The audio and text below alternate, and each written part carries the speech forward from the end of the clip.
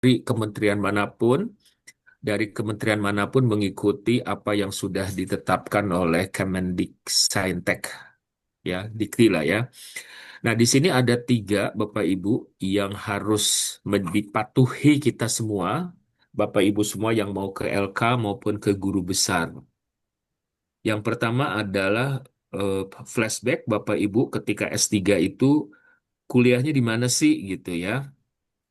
Nah, di beberapa prodi memang ada konsentrasi, tapi ada juga yang tidak memiliki konsentrasi. For some reason ya, itu mungkin alasannya entah apa, tapi banyak prodi yang tidak memiliki konsentrasi, which is nggak ada masalah gitu.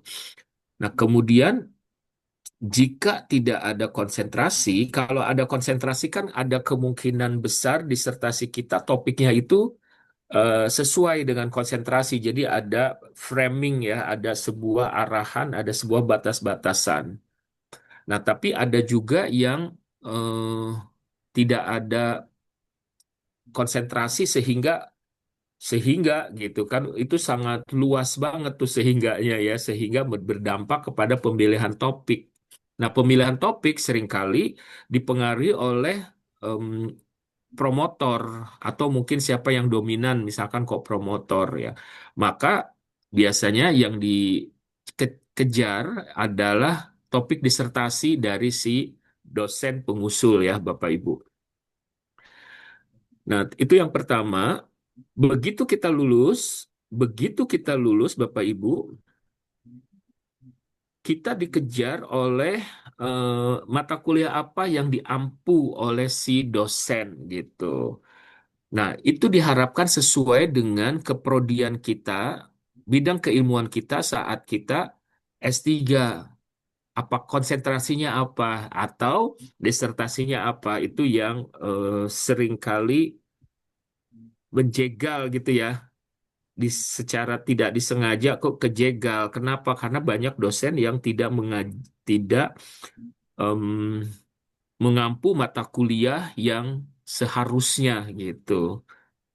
Dan saya lumayan mendapatkan banyak nih di yang DM ke saya ya banyak yang konsultasi gitu. Nah, biasanya saya arahkan untuk diskusi dengan kajur atau korprodi supaya mata kuliah Anda itu mata kuliah si dosen diluruskan, disesuaikan dengan em, kepakaran. Nah, ini baru dapat informasi 2 hari yang lalu ada satu dosen dari Bogor, bidangnya itu tidak sesuai dengan keprodian. Sebetulnya sesuai aja, cuman oleh prodinya tidak diplotting untuk mengajar sesuai dengan bidang disertasinya. Akhirnya beliau mengajukan pindah home base dan alhamdulillah sih bisa bisa tercapai ya sesuai apa namanya sesuai dengan bidang kepakarannya. Dan yang ketiga Bapak Ibu yang seringkali menjegal usulan LK dan GB itu adalah publikasi setelah S3 ya. Bukan selama S3 tapi setelah S3. Oke, sampai sini ini in general mudah-mudahan Bapak Ibu semua bisa paham ya. Nah, publikasi setelah S3 itu baik untuk publikasi syarat khusus ya. Syarat khusus tuh kalau LK kan satu ya, sekarang itu satu, atau ke guru besar harus dua. Nah, itu harus sama persis. Terus kemudian rekam jejak, Bapak Ibu. Rekam jejak hati-hati. Nah, di sini saya di rekam jejak ini ya nanti kita coba pelajarin apa saja yang bisa kita lakukan. Rekam jejak itu bisa buku, Bapak Ibu, bisa juga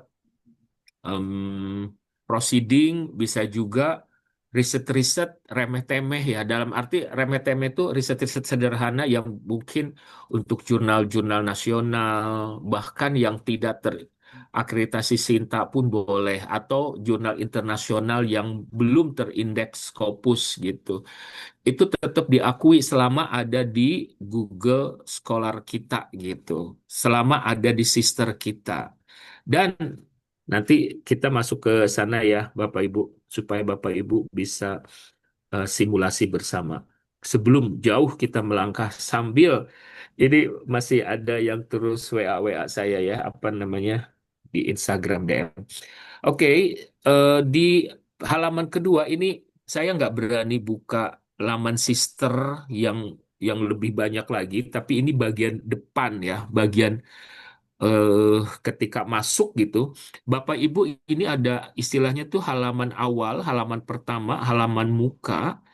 Di sini kita sudah ditanya mengenai ranting ilmu atau kepakaran.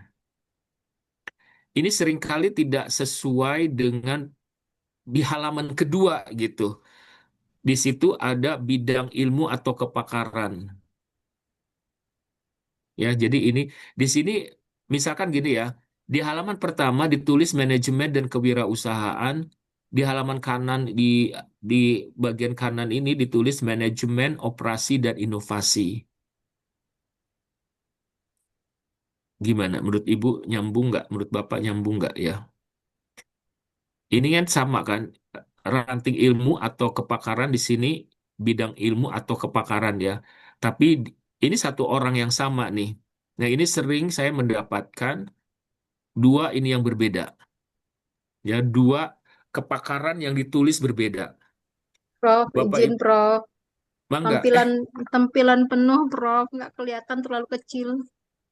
Oh Maaf Prof. iya, iya betul. Di Tapi slideshow, Prof. mangga, mangga. Ya, Bapak Ibu, di sini ranting ilmu emang teksnya emang kecil ya. Ranting ilmu atau kepakarannya manajemen dan kewirausahaan, tapi di halaman kedua ini udah berbeda ya. Nah, nanti di sini yang biasanya sering jatuh juga di mata kuliah yang diampu. Diminta tiga, Bapak Ibu. Diminta tiga. Dan diminta untuk sesuai dengan kalau itu manajemen operasi dan inovasi diharapkan sama mata kuliahnya yang sesuai dengan manajemen operasi dan inovasi gitu. Misalkan ya itu tergantung prodi kan. Kadang-kadang kalau itu adalah konsentrasi pasti mata kuliahnya juga punya beberapa ya. Oke, Bapak Ibu, kita lanjutkan. Di sini saya ngomongin soal syarat khusus dan rekam jejak. Syarat khusus tadi udah sempat disinggung. Hasil dari syarat khusus itu dihasilkan dari apa gitu. Nah, kita ada bisa saja melakukan penelitian mandiri ya karena kan tidak semua dosen ikut hibah penelitian gitu atau ikut hibah tapi kan belum tentu menang gitu. Atau bisa juga ngerasa bahwa hibah penelitian tidaklah mencukupi gitu. Bisa saja menambah penelitian mandiri. Terus kita sebagai dosen kan kita bisa menugaskan mahasiswa untuk bikin artikel ya. Bikin artikel entah itu dari skripsinya ya. Tergantung kebijakan universitas, kebijakan fakultasnya, apakah mahasiswa wajib publikasi atau tidak. Nah, dengan melakukan wajib publikasi setidaknya itu akan sangat menolong dosen ya, membentuk rekam jejak Bapak Ibu. Walaupun kumnya mungkin 0, berapa, eh, kan biasanya satu publikasi nilainya 100 ya. Penulis pertama 60, penulis sisanya 40 ya. 40 biasanya kan skripsi itu dibagi ada dua pembimbing ya. Masing-masing 20%, berarti dibagi aja gitu. Dan itu penelitian mahasiswa bisa juga tidak harus di skripsi, bisa juga di kuliah biasa ya, di kuliah tugas kuliah ya. Karena memang KKNI-nya memang menuntut mahasiswa bisa melakukan penelitian, melakukan investigasi gitu ya. Itu tergantung dari kita maunya seperti apa. Nanti kita ke ke berikutnya saya akan kasih em, alternatif ya tugas mahasiswa bukan sekedar mahasiswa bikin PPT lalu presentasi itu tidak berdampak banyak gitu. Nah, yang bisa berdampak bagi mahasiswanya, bagi kita, bagi prodi itu adalah publikasi ya. Ada book chapter bisa kayak di nasional maupun internasional ya. Kalau internasional levelnya lebih tinggi, artinya angka kreditnya lebih tinggi, bisa juga nasional, book chapter ya Bapak Ibu, tapi harus ISBN ya. Terus kemudian ada buku ajar atau referensi. Ini juga saat ini gampang banget ya bikin buku ajar atau referensi, apalagi bisa dengan bantuan AI. Insya Allah nanti saya juga akan pandu Bapak Ibu bikinnya kayak gimana ya.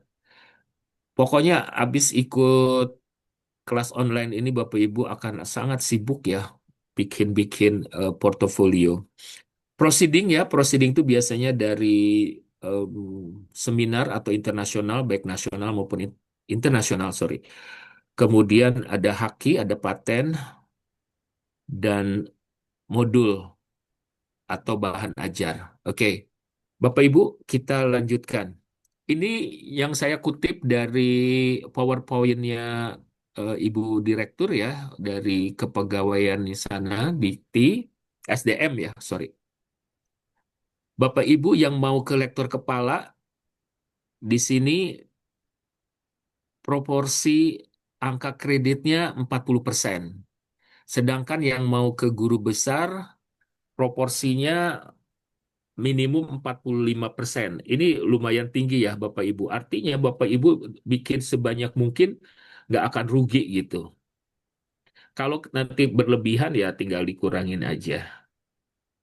Gitu ya Bapak Ibu. Nah, berikutnya ini yang sering saya dapat pertanyaan, itu ada lulus uji kompetensi. Emang ujinya kayak gimana sih gitu? Apakah online ataukah offline, apakah tertulis atau esai atau apa gitu. Jadi Bapak Ibu yang disebut dengan lulus uji kompetensi itu adalah file-file yang kita masukkan ke dalam sister, yaitu kemudian diakses atau dinilai oleh para asesor, reviewer JAD. Nah, itulah proses itu yang disebut dengan uji kompetensi gitu. Oke, nah ini udah sangat beredar luas, jadi Bapak Ibu udah tahu ya mengenai apa syaratnya harus se- ke LK cukup satu, ke lektor kepala, ke guru besar harus dua ya. Di file yang lain sebetulnya ada yang lebih lengkap yang SJR-nya minimal berapa gitu ya. Nah, di sini. Nah, untuk yang ke lektor kepala, Bapak Ibu ada harus Scopus ya Q3, kemudian SJR-nya 0,2 dan seterusnya ya. Ini saya skip aja. Em, ini baru aja ya, sebelum saya mulai ini ada satu teman dosen yang bertanya ke saya, jurnal-jurnal apa saja sih gitu yang bisa yang tentang topik ini, tentang kewirausahaan gitu. Nah, saya tulis aja begini, saya pergi ke ini pakai Copilot ya Bapak Ibu. Jadi kita nggak, kita nyari bisa langsung ke Simago ya Bapak Ibu. Bisa juga, nah kalau saya pakai Copilot, saya minta daftar jurnal tentang kewirausahaan, kuartilnya 4, terus SJR-nya lebih dari ini. Jadi akan ada daftar jurnalnya gitu. Terus baru satu persatu saya masukin untuk memastikan ya, satu persatu saya masukkan ke Simago. Ini contohnya seperti ini. Oke, Bapak Ibu, nah sekarang apa yang bisa kita lakukan dengan sampai sini dulu ya, barangkali ada yang ingin disampaikan, Bapak Ibu, ada yang mau menambahkan. Kalau tidak, kita bisa lanjutkan. Nah, berikutnya adalah Izin tanya, bagaimana. Prof. Yes, Mangga. Eh, terkait ini, Prof. Kalau kita selesai tubel gitu, untuk Hmm, pengajuan ke GB, itu kan kalau aturan lama itu minimal itu 4 kali BKD ya, atau 2 tahun setelah lulus begitu ya. betul, betul. Untuk yang sekarang, apakah eh, masih sama ritmenya atau seperti apa? Karena di beberapa informasi yang saya dapat, eh, BKD saat tubel yang terakhir itu bisa diambil jadi 2 BKD tubel dan 2 BKD setelah tubel. Itu kalau yang aturannya sekarang seperti apa gitu? Nah, Mas? Meskipun tempo hari sudah ada juknis, belum ada juknis lagi yang lebih detail. Jadi kita berasumsi aja dulu ya. Kalau saya selalu bilang gini, eh, cek di sister kalau itu eligible artinya eligible gitu. Kalau emang belum eligible, kemungkinan kita harus menunggu sesuai dengan yang seharusnya gitu, Bu. Kalau untuk informasi eligible sudah masuk, Prof. Sudah Sudah masuk masuk. eligible ke GB gitu. Cuma Mm-mm.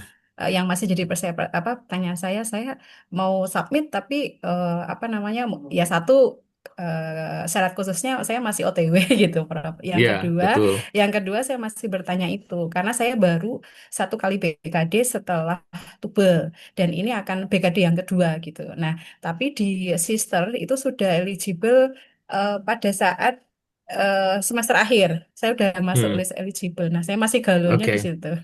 oke. Kalau eligible artinya eligible ya. So Bapak Ibu jangan ragu kalau emang udah siap eh, masukkan saja gitu. Karena kalaupun nanti saat ini eligible, tahu-tahu minggu depan belum eligible, ya memang belum eligible. Kayak gitu ya. Barangkali kita masih dalam antrian satu persatu, tapi sebetulnya bukan antrian satu persatu karena semuanya udah menggunakan sistem. Oke, ada lagi yang lain Bapak Ibu. Saya tekankan Mungkin saya, bahwa Prof. bahwa ya boleh Bu Norva, tapi sebentar. Eh, juknis yang benar-benar detail itu belum belum ada ya, sehingga asesor juga belum pada tahu yang seharusnya kayak gimana. Bu Norva, silakan. Oh iya. Baik, terima kasih, Prof. Saya ternyata sama Ibu Ratna sama dari Samarinda, Prof. Oh, oke. Oh Jadi iya sama ya ternyata Bu. iya, saya kan baru selesainya di 2024, Prof. eh, kuliahnya. Tapi sebetulnya eh, kumnya itu sudah mencukupi untuk ke profesor. Nah, apakah masih berlaku katanya harus 3 tahun dulu setelah lulus doktor atau aturan itu tidak ada lagi, Prof? Itu Kembali ya. Ibu, dua poin tadi. Yang pertama juknis real yang detail belum ada. Terus yang kedua, selama itu eligible, ajukan aja. Ya, oke. Bapak Ibu, kita lanjut ya. Saya disertasi, disertasi, disertasi, sorry, disertasi saya itu tebal banget ya. Jadi saya coba browsing disertasi yang dari apa? Saya browsing dari internet ya, kayak sekedap.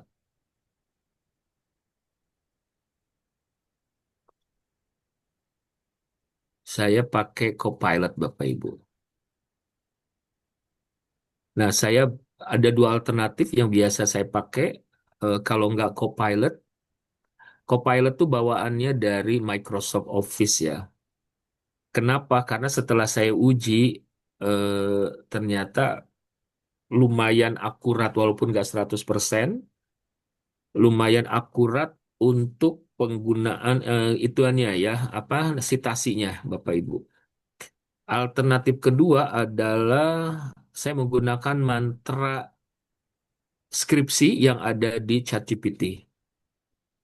Nah, ini entah kenapa Copilotnya agak lama dibuka, jadi saya pakai mantra ChatGPT. Ya, jadi udah terlihat Bapak Ibu? Sudah. Ya, Prof, Sudah, sudah. Oke, Sudah, Prof. Lanjut, Prof. oke, sekedap. Ini, ini saya browsing ada satu. Ini tesis ya. Kalau di luar negeri itu ya tesis S1, S2, S3 namanya tesis.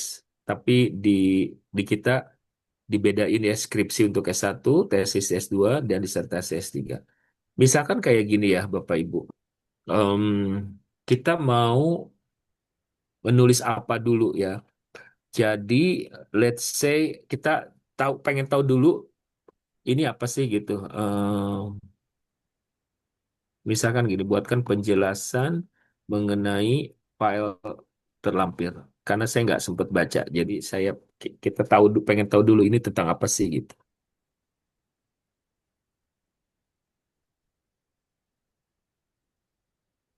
Ya, tujuannya sudah ada, latar belakang masalahnya sudah ada, variabel penelitian berarti ini ada kemungkinan kuantitatif benar, partisipannya 101 staf lapangan OAE.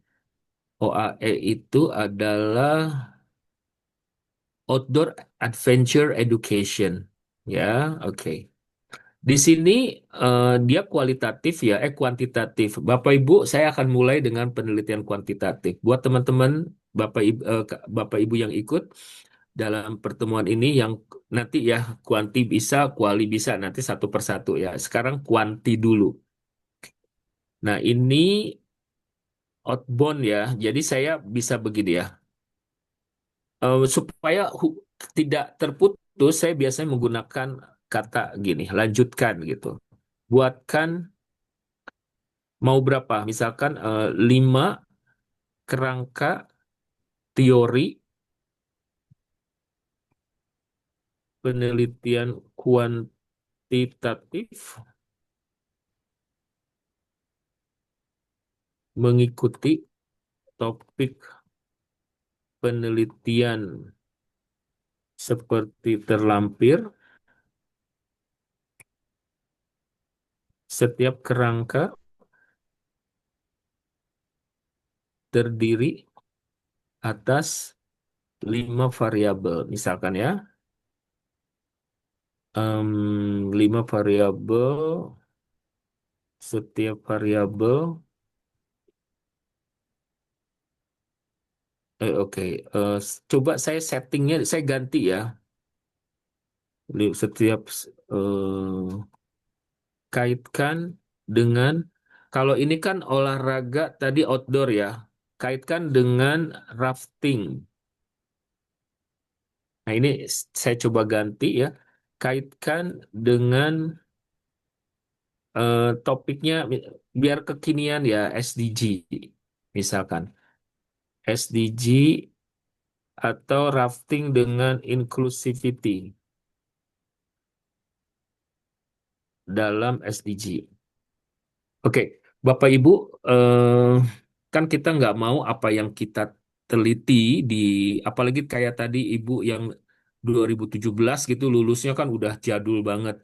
Nah, kita hubungkan dengan sesuatu yang kekinian. Ya, misalkan saya ngomongin soal SDG. Kurang lebih seperti ini. Sebentar, mengikuti topik. Ini namanya prom selalu kita itu terbuka dengan segala inovasi, segala perubahan atau dengan segala kejutan ya. Ini kita coba seperti ini dulu. Siapa tahu nanti kita harus rubah.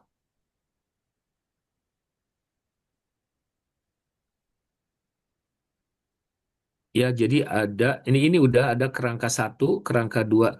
Lebih enak mungkin gini, revisi nama variabel tulis dalam bahasa Inggris ya, Bapak Ibu.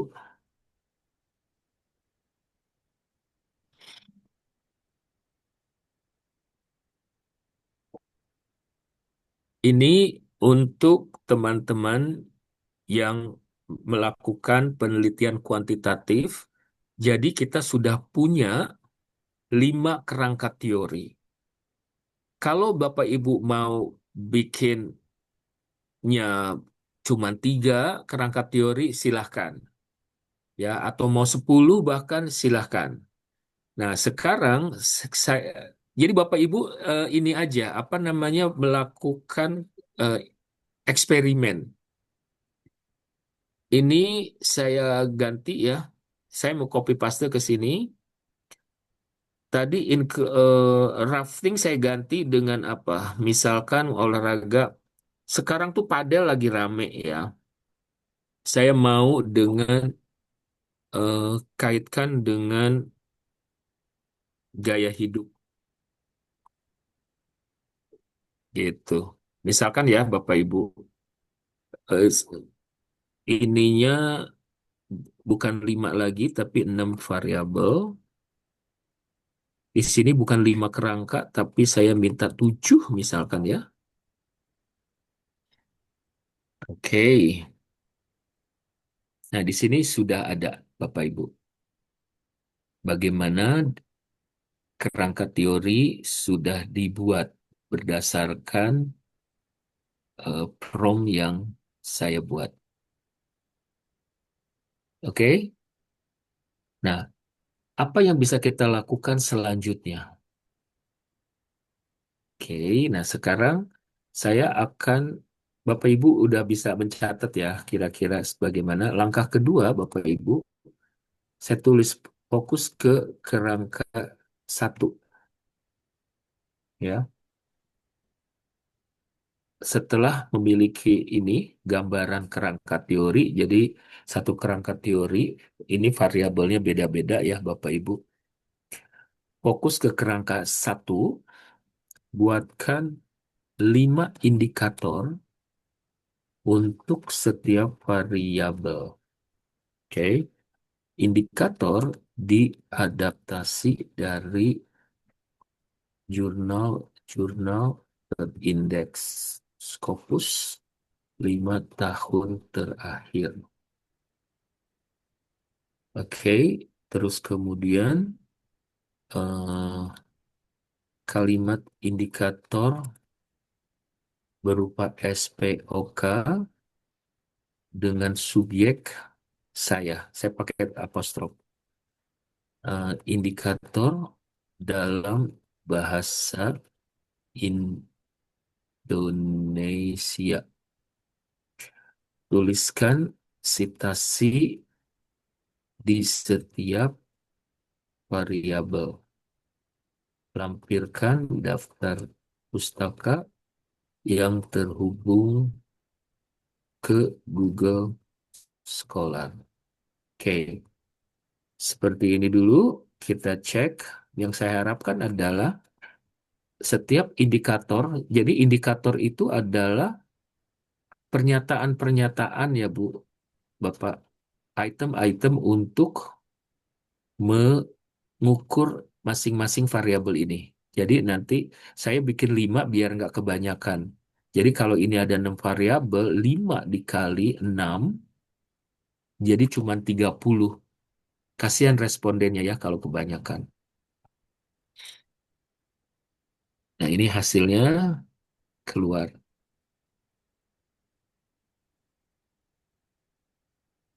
Oh ini ada dari Wikipedia ya. Nanti saya akan revisi Wikipedia. Nah, oke. Wikipedia tentu saja nggak boleh Bapak Ibu. Hindari sitasi dari Wikipedia. Tuliskan sitasi pada setiap variabel. Tadi udah ada ya, di sini udah ada, tapi kesel aja ya ditulis ulang.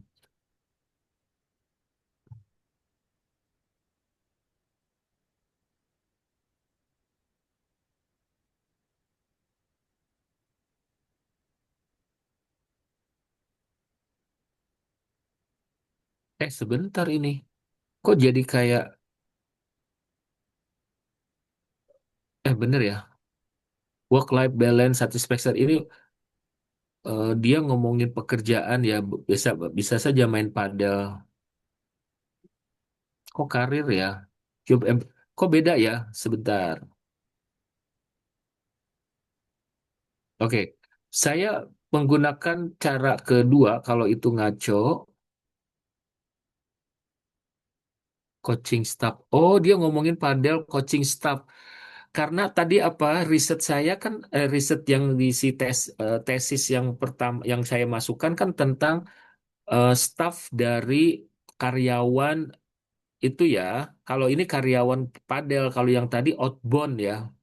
Oh benar, ini berarti tentang SDM, tapi SDM di bidang olahraga. Saya sempat kaget, tapi ternyata benar, Bapak Ibu. Ada ada ini work-life balance satisfaction ya. Benar-benar, saya tadi sempat kaget, ternyata benar. Nah, seperti ini Bapak Ibu, cara membuat daftar pustaka. Oke,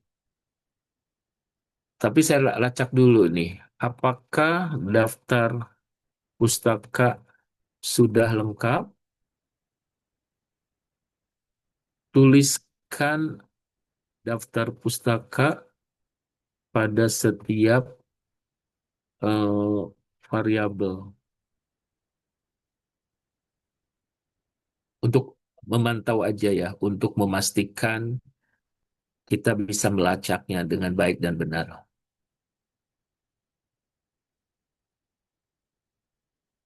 Oke. Di sini daftar pustaka per variabel tidak ada jurnal Scopus tentang padel coaching staff. Bapak Ibu ini peluang banget. Referensinya, jadi ini dia melakukan adaptasi.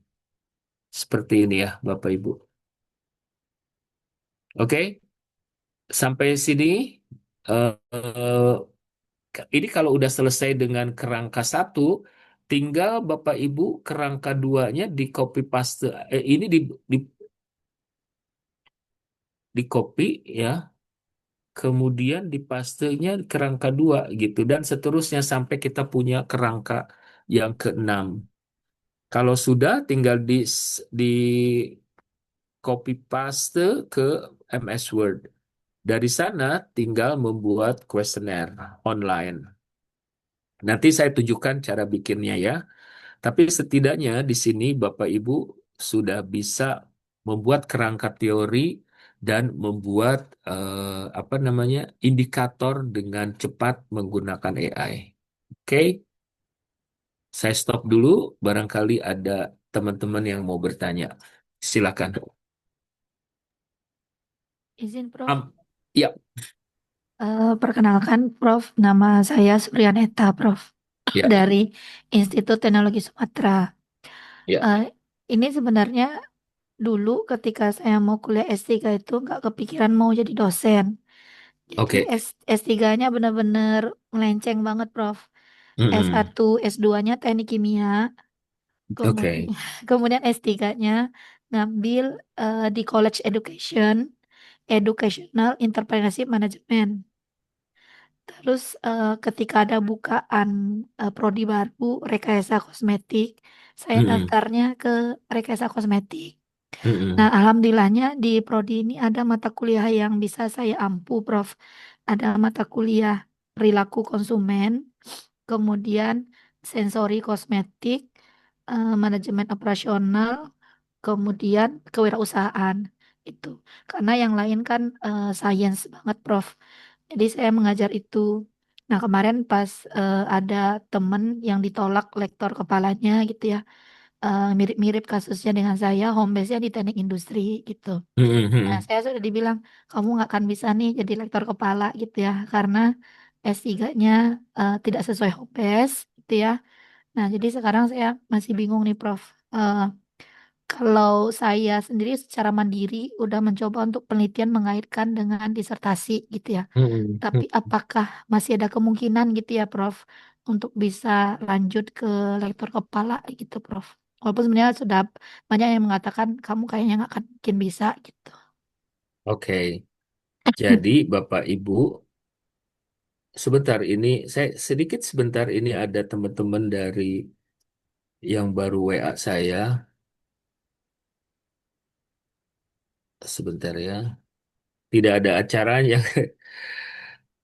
Sebentar Bapak Ibu.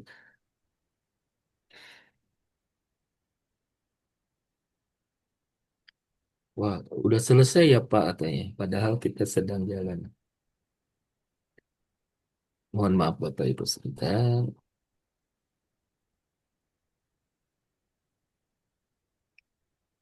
Oke. Jadi memang sangat tricky Bapak Ibu ketika S3 kita berbeda dengan prodi. Nah, namun demikian tidak menjadi eh, masalah seharusnya ketika si prodi itu mau gitu, mau melakukan modifikasi kurikulum. Misalkan Ibu kan tentang kosmetik ya. Mm-mm. Misalkan ibu ngajar kewirausahaan, kan Betul. bisa kewirausahaannya jangan kewirausahaan tok yang eh, tidak bermanfaat ke langsung ke si dosen. Itu mata kuliah itu bisa dimodifikasi menjadi misalkan beauty eh, beauty entrepreneurship misalkan gitu Bu. Ya, atau misalkan beauty economy, beauty marketing misalkan gitu. Mm. Jadi semuanya itu mata kuliah itu memiliki kekhasannya sesuai dengan keprodian. Jadi Mm. kalau Ibu ngomongin soal manajemen SDM ya bisa aja eh, SD apa Human Resource for Beauty Industry misalkan gitu. Disampaikan didiskusikan mengenai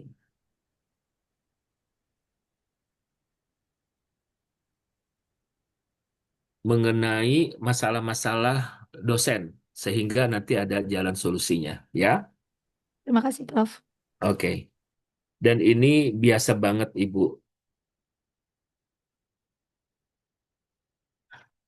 Terus ada lagi Bapak Ibu yang ingin di Ada saya, Prof. ini konfirmasi Bu Fitria, mangga. Ya. Assalamualaikum warahmatullahi wabarakatuh. Ya, terima kasih, Prof, atas kesempatannya. Ini Mm-mm. saya kan masih S2, ya, kemudian masih lektor juga. Eh, Kalau tadi mendengar penjelasan dari Prof gitu ya, harus ada 3 mata kuliah yang diampu. Nanti ini untuk ke LKGB mungkin ya, Prof ya. Mm-mm. Hmm. Nah, saya itu masih bingung dengan kepakaran gitu, Prof. Mm-mm. Kalau S1, S2 saya udah sama. Kemudian sama juga dengan home base. Nah, saya kan pindah kampus gitu. Di kampus sebelumnya, eh, di Serdos dan di Japung saya itu PAUD Mm-mm. untuk kepakarannya. Tapi ketika pindah kampus itu harus diubah gitu. Nah, itu gimana, Prof, kalau seperti Oke. itu? Oke, ada dua hal di sini. Yang pertama adalah em, yang barusan dulu yang terakhir ya. Jangankan kita pindah kampus, jangankan kita pindah prodi, kita tetap di kampus sendiri, kita tetap di prodi sendiri pun itu kepakaran bisa berubah-ubah, ya. Berubah disesuaikan dengan bidang keilmuan kita terakhir, gitu. Nah, terus itu yang jawaban untuk pertanyaan kedua. Kalau yang pertama tentang pendidikan ya, Ibu masih S2. Jadi kita ikutin yang S2 dulu. Besok kalau udah lulus S3, Ibu akan mengikuti yang S3. Siapa tahu berubah ya. Nah, Bapak Ibu di JAD sekarang ini S1 S2 tuh udah nggak dilihat gitu. Bapak Ibu yang pertama teknik nuklir, yang kedua misalkan pendidikan agama Islam, yang ketiga manajemen, yang dilihat adalah yang S3-nya gitu. Jadi S1 S2 tuh beneran tidak ada, tidak diminta ya. Jadi abaikan S1 S2, kita fokus ke S3. Karena seringkali ya saya ketemu orang S1-nya apa, S2-nya apa, S3-nya apa. Dan kalau dulu memang nggak dibolehin, linear tuh harus atas bawah ya. Kalau sekarang linearnya kan ke samping. Oke ya, Bu Fitria. Yang terakhir Baik, dari terima Ibu kasih. Evri, silakan. Baik, Prof. Usep. Salam kenal ya, Prof ya. Salam kenal Ibu. Ya. Iya, baik ini, Prof. Saya sebenarnya sudah mengaplikasi kalau bikin proposal itu menggunakan ChatGPT ya. Tapi kadang-kadang ya itu tadi kalau misalnya promnya agak kurang tepat tuh menyebabkan proposal kita tuh agak agak gimana gitu ya. Nah, Mm-mm. untuk proposal yang belum biasa kita ikuti kayak kemarin itu kan banyak skema-skema hilirisasi itu ya. Kan Mm-mm. kita belum terlalu familiar dengan proposalnya gitu ya. Ada yang hanya bikin EOI dulu seperti itu ya.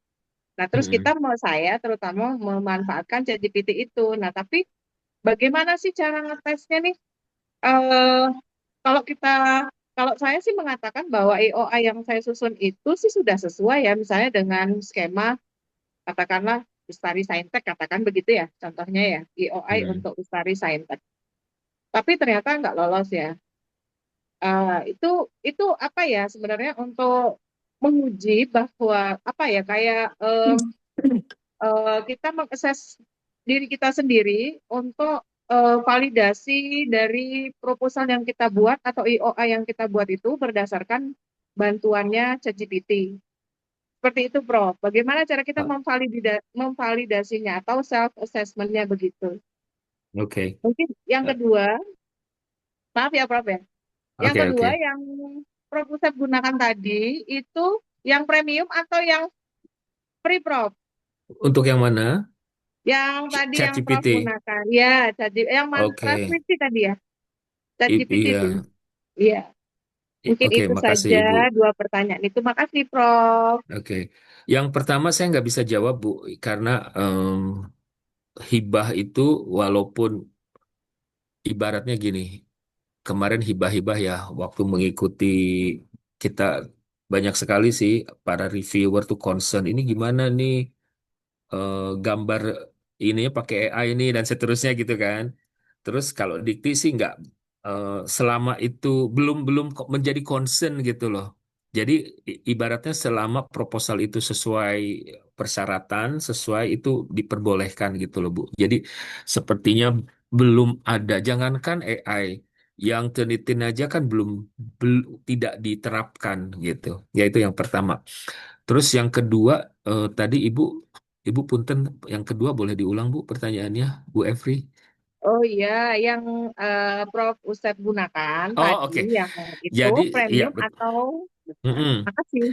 Saya pakai ChatGPT yang langganan Bu, yang sebulan $20 ya. Makasih Itu. ya, Prof. Oke. Iya. Kalau mau coba silahkan. Kita balik lagi, Ibu Dina nanti ya kita balik lagi. Jadi satu sesi 3 orang dulu. Kita kembali lagi biar nggak pada nunggu bosen. Em,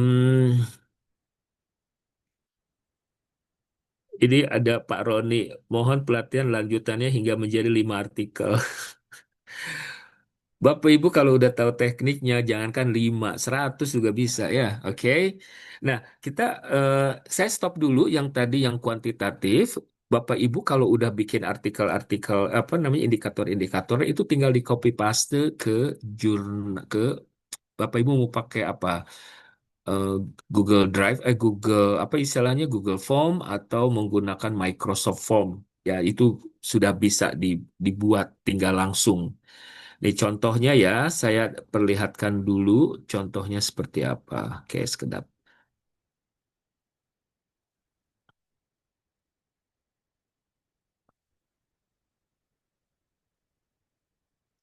Misalkan dari sini, nah termasuk saya kayak ini dia baru muncul nih si Copilot.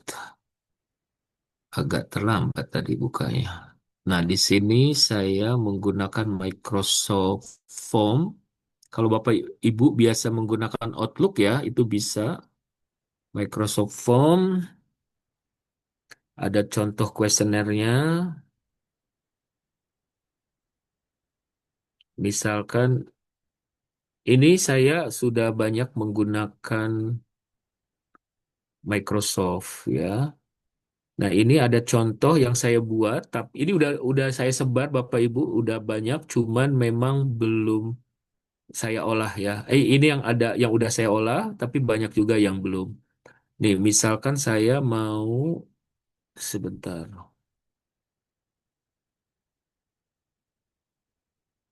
Let's say ada satu,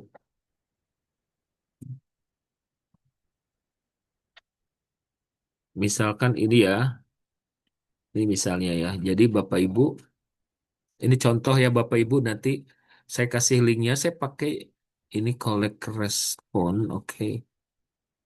Ini kuesionernya. Jadi saya bekerja sama dengan Jakpat, Bapak Ibu. Ini linknya nanti saya share.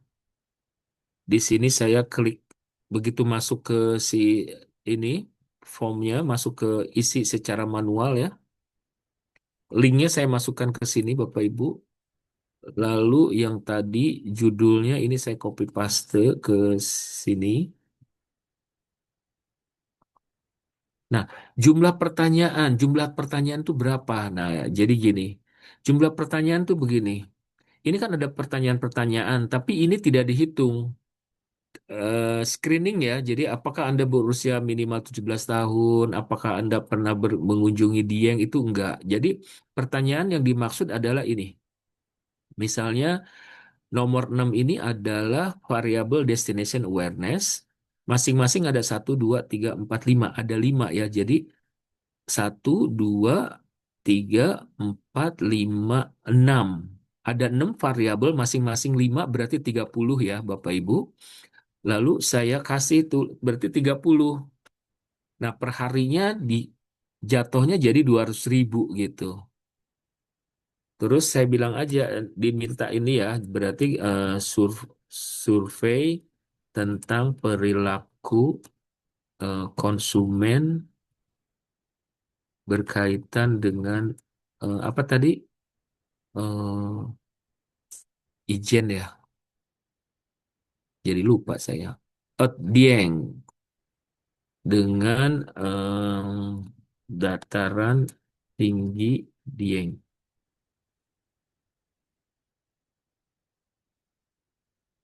Jadi si Jakpat ini lebih lebih aman Bapak Ibu. Jadi si perusahaan ini tuh kayak menghimpun puluhan ribu calon responden. Nah, Bapak Ibu akan paham berikutnya ya. Kita bilang aja minimal 17 tahun dan pernah melakukan perjalanan ke luar kota gitu ya. Syaratnya Bapak Ibu mau berapa hari? Saya karena saya minimal perlu 200, saya bikin dia 2 hari gitu. Nah, di sini kenapa kemudian banyak orang yang masuk ke dalam perusahaan ini sebagai volunteer ya untuk mengisi respon kuesioner karena ada iming-iming mendapatkan uang 30.000. Jadi ada minimum 2 orang, ada maksimum 5 orang. Bapak Ibu misalkan mau ngasih 10, buat 10 orang, ternyata nggak bisa, tetap maksimumnya 5 gitu.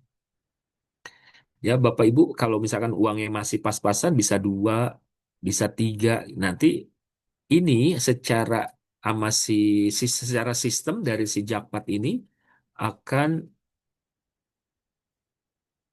gitu ya. Ini nanti tinggal dilanjutkan aja Bapak Ibu. Nah, dilanjutkan baru kasih identitas kita ya.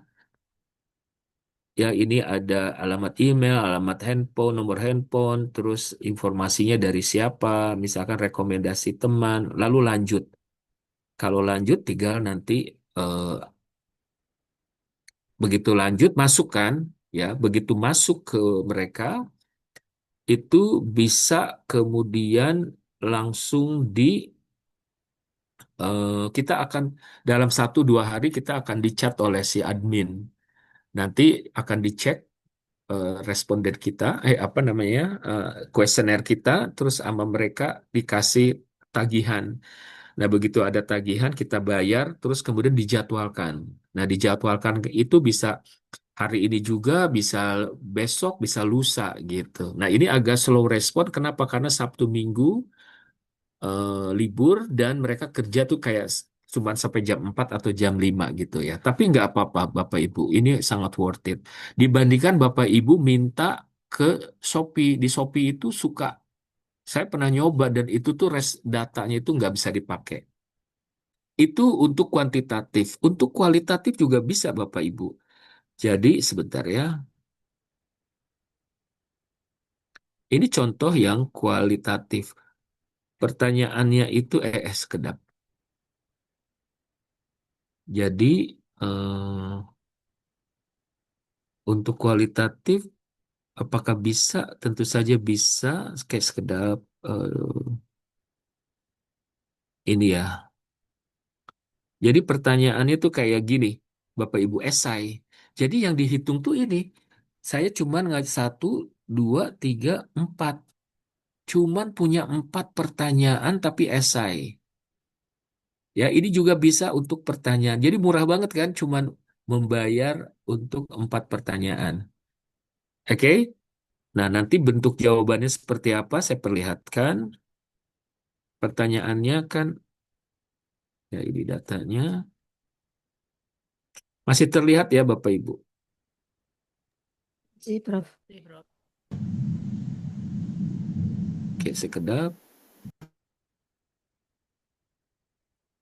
Nah, Bapak Ibu nanti bisa kuanti, bisa kuali, atau bisa dua-duanya ya. Untuk sekalian ngasah. Sambil menunggu itu terkeluar, ini pertanyaannya, jawabannya ini nih Bapak Ibu ya. Oke, sekedap. Gimana ya? Ya, ini jawaban-jawabannya tuh esai semua. Nah, nanti ada contoh cara ngolahnya. Oh, ini nih. Udah. Ini masih kebuka. Jadi ini ada pertanyaan. Bagaimana pandangan Anda tentang pentingnya memberikan kesempatan berwirausaha kepada kelompok masyarakat termasuk mereka yang biasanya kurang terlibat ya, misal perempuan penyandang disabilitas. Nah, jawaban respon ini lumayan panjang-panjang Bapak Ibu. Nah, nanti dari sini dimasukkan ke ChatGPT lalu minta jawabannya. Nanti minta ngolah datanya. Nih, contoh ngolah datanya kayak gini. Nanti ya, ini saya lanjutkan nanti. Eh, Tadi ya, jadi ada sebuah rangkaian pekerjaan yang Bapak Ibu bisa lakukan sejam 2 jam Bapak Ibu nongkrong di kedai kopi. Ya, Bu Fitria sambil ngasuh anak dilempar aja ke apa namanya time zone gitu. Bu Fitrianya buka laptop ya, bikin kuesioner sebanyak-banyaknya. Terus Pak Hendra sambil mancing gitu kan, ambil mancing bikin kuesioner, sebarkan gitu. Bikin aja sebanyak-banyaknya, kan mau jadi GB. Ya, kita punya nabung data gitu. Oke, sampai situ Bapak Ibu bisa ngikutin ya. Kalau mau nanya pertanyaannya ke soal ini dulu, jangan ke yang lain-lain dulu ya, jangan dulu curhat-curhat soal JAD. Pokoknya fokus dulu di sini. Oke. Sekarang bagaimana dengan kualitatif? Ya, Bu, kualitatif. Jadi kita mulai lagi. Bismillahirrahmanirrahim.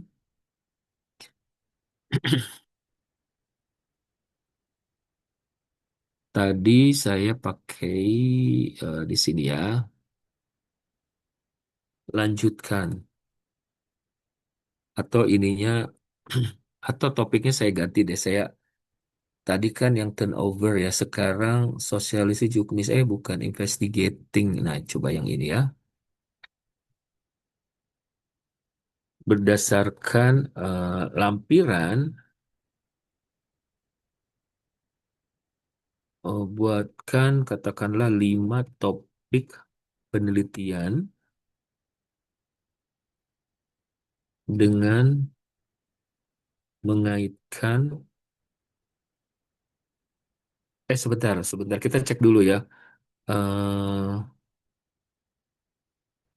apa saja isi dari lampiran ya.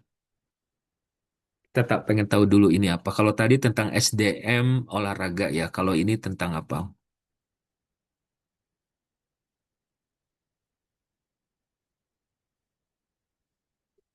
Investigating hubungan personality trait, jadi sifat-sifat personal ya dengan athletic performance. Jadi di situ bisa ngebayangkan orang yang orang yang ceria performance-nya kayak gimana, orang yang introvert orangnya kayak gitu. Oke, berdasarkan atau saya tuliskan lanjutkan berdasarkan lampiran di atas, buatkan 5 topik penelitian, kaitkan dengan eh, atau gini. Kalau ini kan oke, sebentar, kaitkan dengan ini tentang atlet ya, tentang atlet. Kaitkan dengan misalkan difabel ya, kaum difabel, misalkan gitu ya. Oke,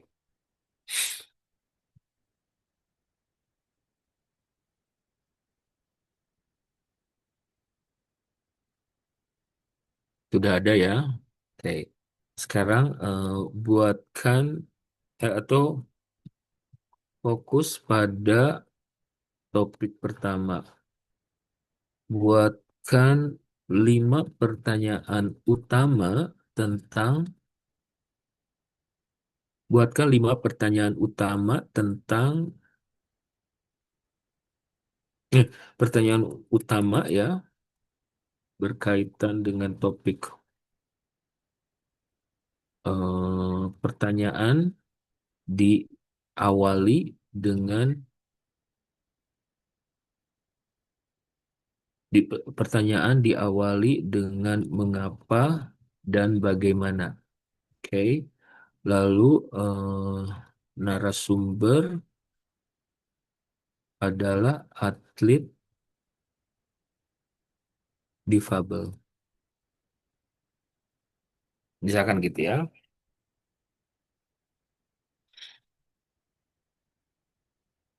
Begini Bapak Ibu, ini pertanyaan-pertanyaan ini tinggal dimasukkan ke dalam yang tadi ya, di dalam kuesioner online kita gitu.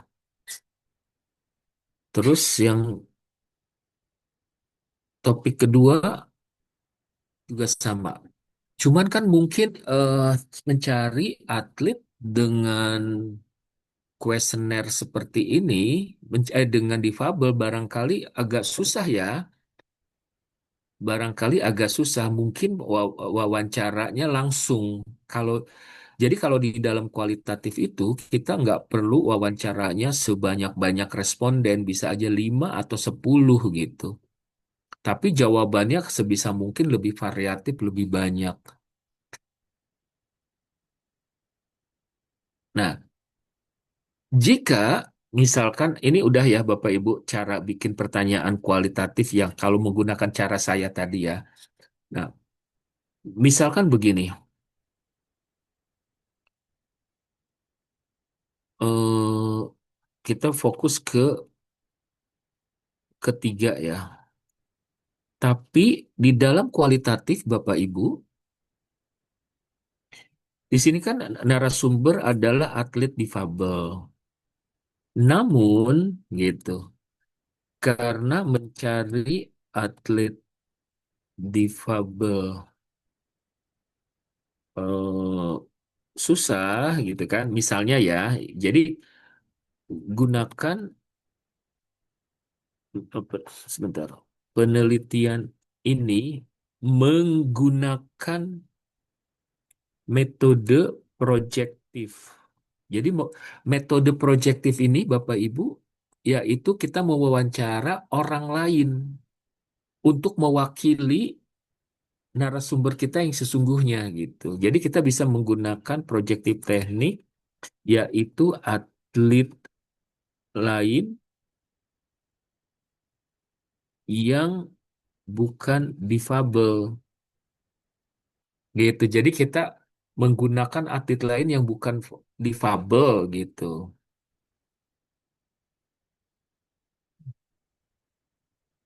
Namanya projektif teknik ya Bapak Ibu bisa browsing.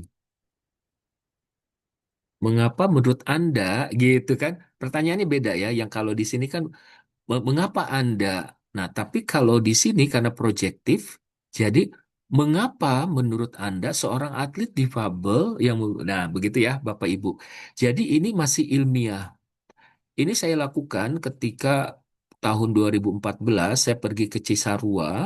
Saya melakukan penelitian tentang halal sex tourism, di mana seharusnya yang saya wawancara itu adalah, yang saya survei adalah em, responden-respondennya itu adalah perempuan-perempuan yang memiliki pengalaman kawin kontrak.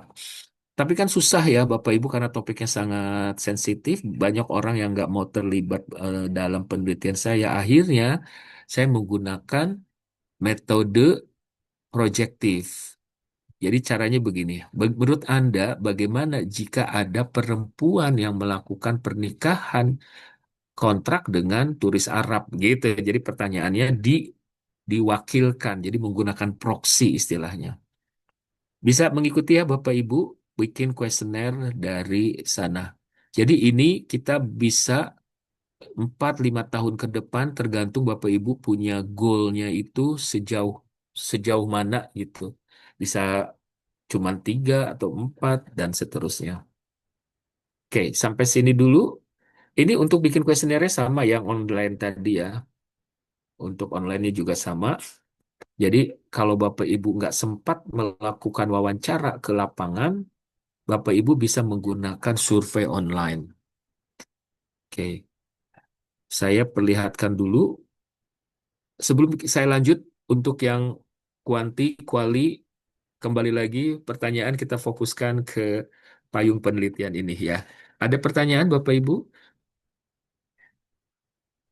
Kenapa ini menjadi sangat urgent kita pelajari? Prof, Ya karena syarat untuk LK dan GB itu harus risetnya itu harus sama gitu dengan S3 kita. Prof, izin Yes, bertanya, Prof.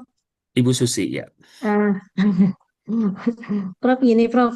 Eh, Penggunaan AI ini yang seperti Prof lakukan itu sebenarnya nanti apa ya, valid atau keandalan misalnya draft yang sudah dibikin tuh kan biasanya dia pakai ada reference ya Prof ya. Tapi kita juga tahu beberapa AI itu dia nggak apa sih tidak akurat gitu. Kadang-kadang dia ngasih jurnal-jurnal yang referensinya tuh memang kadang-kadang ada, kadang tidak gitu Prof.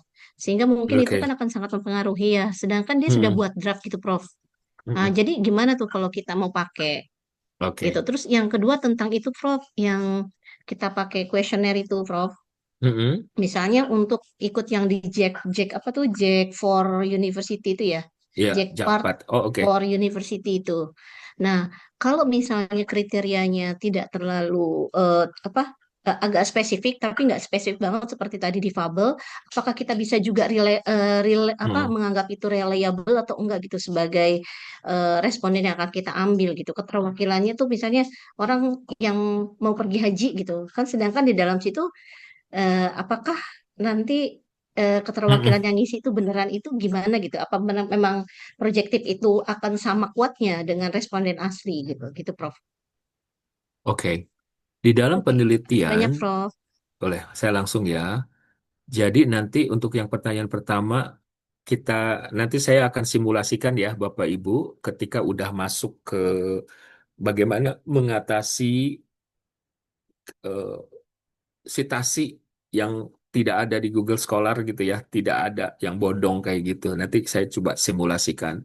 Terus yang kedua mengenai projective teknik itu sudah jadi gini, projective teknik kalau Bapak Ibu eh, pernah nonton film-film ya atau Bapak Ibu mungkin pernah ngobrol dengan teman-teman dari psikolog atau psikiater gitu atau kriminolog, kriminal ya, itu ketika misalkan ada anak-anak kecil yang menjadi korban kejahatan ya, misalkan mereka kan ketika jadi korban terutama misalkan perundungan gitu, apalagi yang merundungnya itu anggota keluarga terdekat gitu, mereka kan akan sulit bercakap-cakap biasanya. Nah, biasanya para psikolog atau polisi itu memberikan mereka itu alat tulis, alat gambar gitu. Somehow cara itu tuh banyak sekali membantu mengungkap eh, pelaku kejahatan. Nah, cara itu disebut dengan projective teknik. Jadi menggunakan sesuatu untuk mengungkapkan gitu loh. Nah, nanti dikonfirmasi, ini gambar ini apa? Kenapa gambarnya kupu-kupu gitu? Ini kenapa gambar orang tapi mukanya digelapin gitu. Itu hal-hal kecil gitu itu bisa ya. Tag itu sangat ilmiah termasuk di penelitian tadi yang saya contohkan Ibu ya. Tinggal dibilang aja di bagian metode pengumpulan menggunakan itu. Kenapa? Karena tadi kasusnya sensitif, kenapa? Karena jumlah orang yang kemungkinan sangat susah gitu. Begitu ya. Terus udah begitu ya. Bu Dina barangkali ada pertanyaan tambahan. Oke, baik Prof. Terima kasih Prof. Hmm. Eh, Disertasi saya pada waktu itu adalah kualitatif murni ya Prof. Mm-mm. Saya novel penelitian saya itu tentang keberlangsungan komunitas lokal. Pada waktu itu saya meneliti komunitas adat yang memanfaatkan hutan mangrove dan Mm-mm. dinamika akses komunitas tersebut di Kabupaten Bengkalis, Provinsi Riau, Prof. Mm-mm. Nah, setelah dari menamatkan S3, kemudian saya itu fokus pada penelitian-penelitian tentu saja yang sesuai bidang ilmu saya. Saya di sosiologi pedesaan, Prof. S3-nya Mm. sosiologi pedesaan dan S2-nya itu sosiologi saja. Nah, beberapa tahun terakhir saya itu fokus pada kearifan lokal, kemudian kehidupan komunitas, serta pemanfaatan sumber daya alam oleh komunitas-komunitas tertentu. Seperti itu, Mm-mm. Prof. Mm-mm. Nah, sebenarnya mau curcol sedikit sih, Prof. Tapi tadi Prof batasin ya. Nah, Ah, oke. eh, Sorry, Bapak Ibu barusan saya nge-share, tapi itu kayaknya linknya punya saya, jangan dulu di-share. Linknya saya potong dulu itu. Sebentar, loh kok jadi submit semuanya? Oke, anyway, yang saya share itu jangan dulu dikirim ya, jangan jangan dibuka. Bener nggak sih itu?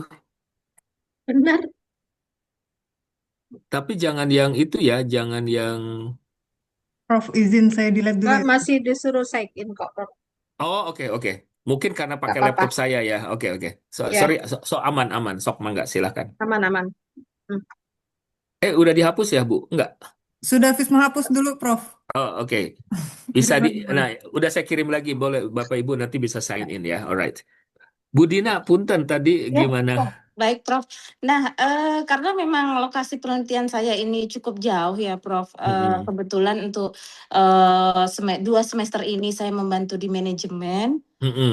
Pertanyaan saya, apakah saya bisa bergeser ke komunitas lain atau secara general atau bagaimana itu, Prof. Untuk mengarahkan saya di payung perangkap penelitian yang Prof gagas. Seperti itu, Prof. Oke. Eh, saya share screen ya, Bapak Ibu. Saya ini penelitian saya. Misalkan Ibu tadi ngomongin mangrove ya, saya cek mangrove.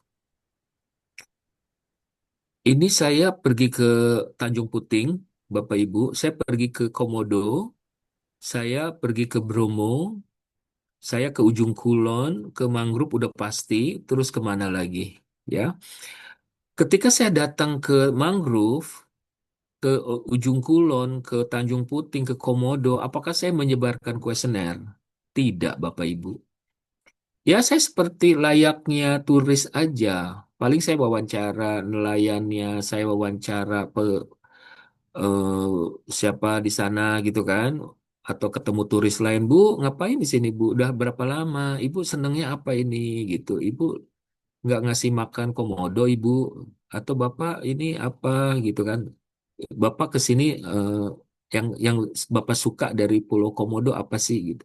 Wawancara santai aja hanya untuk mendapatkan ambience, hanya untuk survei lokasi ibaratnya, melakukan observasi hanya untuk kita buat dokumentasi gitu.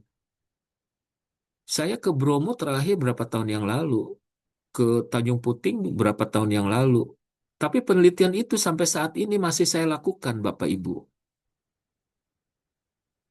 Caranya apa? Ya, saya remote dari Jakarta. Salah satunya menggunakan itu, gitu. Tapi dipastikan tempat apa namanya? Kayak misalkan saya bukan minggu depan, besok ya Rabu udah berangkat ke Lasem, Bapak Ibu. Riset saya sudah jalan. Saya nyebar ini di Jakarta. Respondennya nggak harus orang yang ada di Lasem.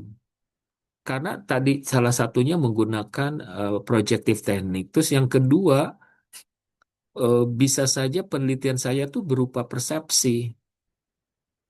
Bagaimana pendapat Anda tentang eh,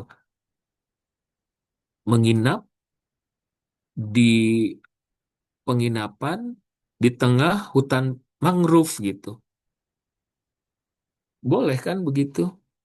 Nggak harus orang itu sudah pernah pergi ke sana. Riset saya persepsi gitu. Begitu ya, Bu Dina. Jadi do not worry. Oke, Bapak Ibu kita lanjutkan dulu ya. Saya mau simulasi. Kalau yang kuantitatif kan udah pasti ya datanya tuh Bapak Ibu tahu ngolahnya nanti pakai SPSS, ngolahnya pakai SEM dan seterusnya, pakai Amos, Lisrel atau apa. Bagaimana dengan kualitatif? Jadi sebentar saya cek dulu yang tadi saya download udah keluar belum? Oh, oke. Yang ini ya, survei kewirausahaan.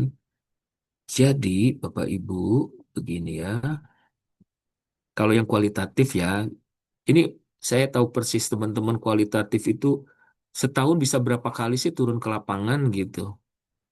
Tapi ternyata caranya nggak harus begitu gitu ya. Kayak sekedar kuesionernya udah tahu, nah ini bagaimana cara ngolahnya.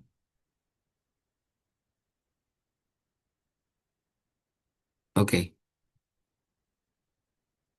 oke ya.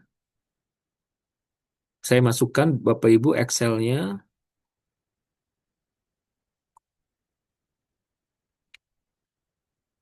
Ini dari pertanyaan pertama,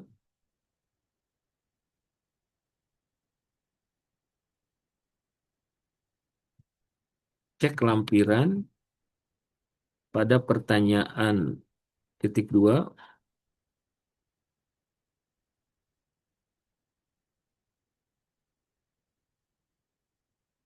apa saja jawaban responden. Oke, apa saja jawaban responden. Terus kemudian buatkan kelompok tematik. Terus setiap berikan kutipan jawaban, berikan katakanlah 7 kutipan jawaban dari pertanyaan tersebut sesuai dengan lampiran, gitu kan? eh untuk setiap jawaban berikan identitas responden, jenis kelamin, usia, dan tingkat pendidikan.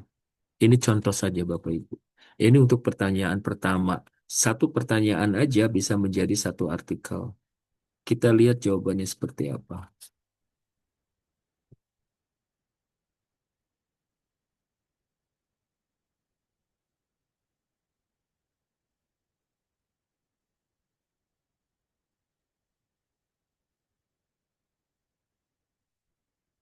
Oke, sambil menunggu Bapak Ibu, jadi ini ada contoh yang udah saya buat ya, kurang lebih seperti ini.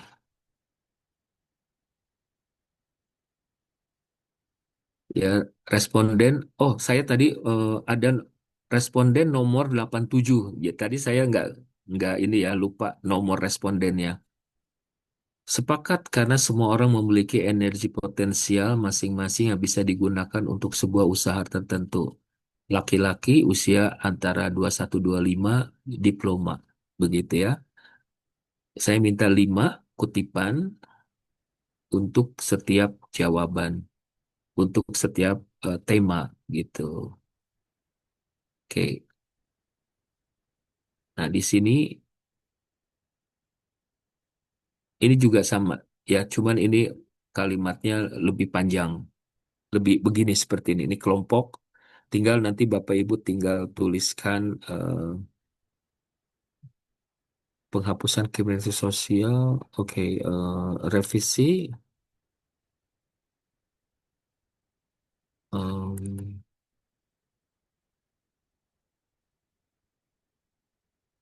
untuk bagian hasil penelitian.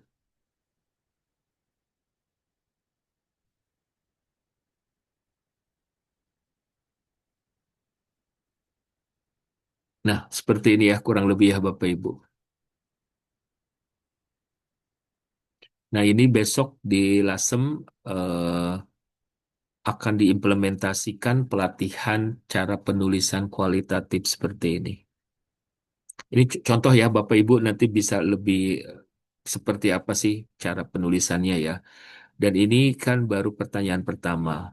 Nanti akan ada lanjutannya seperti apa permainan promptnya ketika kita mau menulis untuk kualitatif. Jadi anggaplah yang sekarang lebih untuk pengenalan dulu ya Bapak Ibu. Bagaimana kita membuat dari disertasi kita kembangkan untuk payung penelitian. Jadi nanti bisa saja Bapak Ibu untuk kuanti atau untuk kuali. Bapak Ibu bisa bikin proyek penelitiannya mau 3, 5, 10, 20 untuk berapa tahun ke depan. Kayak gitu. 30 menit ternyata banyak banget yang saya berikan kepada Ibu. Tinggal Bapak Ibunya bisa melanjutkan atau enggak, mau atau enggak gitu. Kalau bisa sih pasti bisa, karena mudah banget ya. Dimulai dari cari disertasinya ya, jangan karena kelamaan lulus 2017 lupa naruh lagi ya. Eh, Mulai Bapak Ibu merancang proyek penelitian ke depan tuh kayak gimana.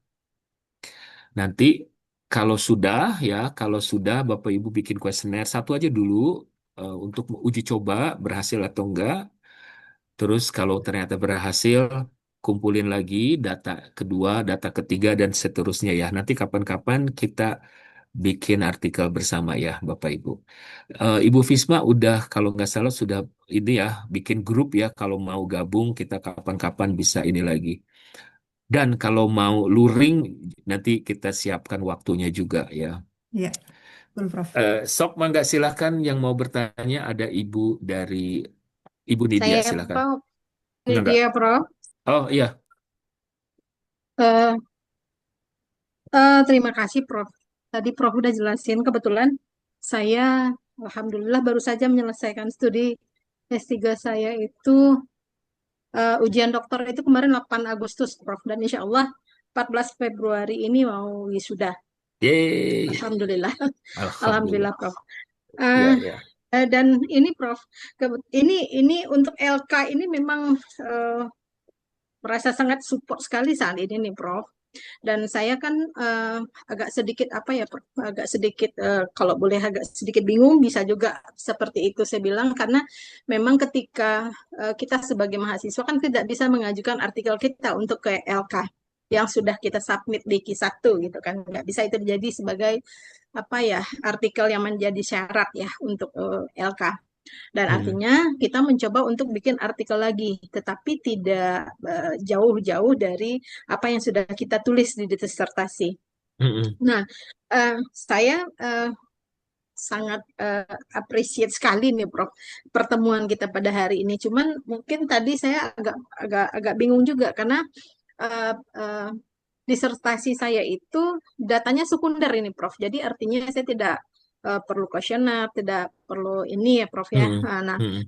bagaimana caranya saya bisa mengangkat atau menjadikan bagian dari disertasi ini sebagai apa syarat lah ya untuk bagian dari apa? Apakah boleh gitu lah bagian dari disertasi untuk saya masukkan lagi ke jurnal sebagai syarat untuk LK ini gitu loh, Prof. Nah, apa yang harus saya lakukan nih, Prof? Apakah saya harus bisa memenggal apa namanya memenggal variabelnya atau apakah saya Mm. harus bisa mempertahankan variabel dependennya kemudian harus mengembangkan lagi variabel independennya atau gimana gitu, Prof. Ini yang agak sedikit ini karena kalau saya lihat setelah diskusi kemarin dengan pihak yang punya kewenangan di LL Dikti itu, Prof, kita juga tidak bisa keluar jauh-jauh dari apa yang sudah kita tulis atau yang artinya yang menjadi ampuan kita di dalam S3 kita ini gitu loh. Ini ya, saya agak sedikit bikin bingung juga gitu apa yang mesti saya Oke, lakukan. boleh saya nangkap Terima maksud kasih, Ibu. Prof. Ya, siap. Selamat ya Bu Nidia, mumpung masih Alhamdulillah, makasih, Prof. masih belum jauh dari laptop ya, karena kalau udah jauh biasanya jauh banget gitu. Nah, Benar, Prof. gini, yang pertama, ibu sudah mulai harus mengembangkan skill ibu. Skill dalam arti jangan hanya jago ngolah data sekunder, data primer juga dong, gitu. Ya. Siap. Nah, Bapak Ibu, jika kasusnya Bapak Ibu seperti Bu Nadia, Ibu Nidia berkaitan dengan data sekunder, ini kalau data sekunder atau kita tadi ngomongin soal variabel-variabel ya, bisa dipecah boleh, tapi ada nggak satu aja yang bisa dipegang gitu loh, sebagai ibaratnya itu payung kita tuh apa sih gitu loh. Kita kan payung itu kan perlu ininya parasolnya ini loh Bu gitu. Ibu mau ngomongin apa di situ itu yang dipegang gitu. Nanti tinggal dikembangkan ditambah variabel-variabel baru yang apa, tapi ya ada satu yang kalau bisa itu yang dijadikan payungnya gitu. Bisa topik utamanya atau bisa salah satu variabelnya yang pengen ibu pegang gitu. Di mana mungkin nilai itunya masih tinggi ya, nilai apa? Aduh, State of the art-nya masih tinggi. oke. Atau ibu masih boleh mempertahankan kerangka teorinya, Bu. Tapi mungkin jenis industrinya yang berubah-ubah gitu loh. Ya, bisa begitu.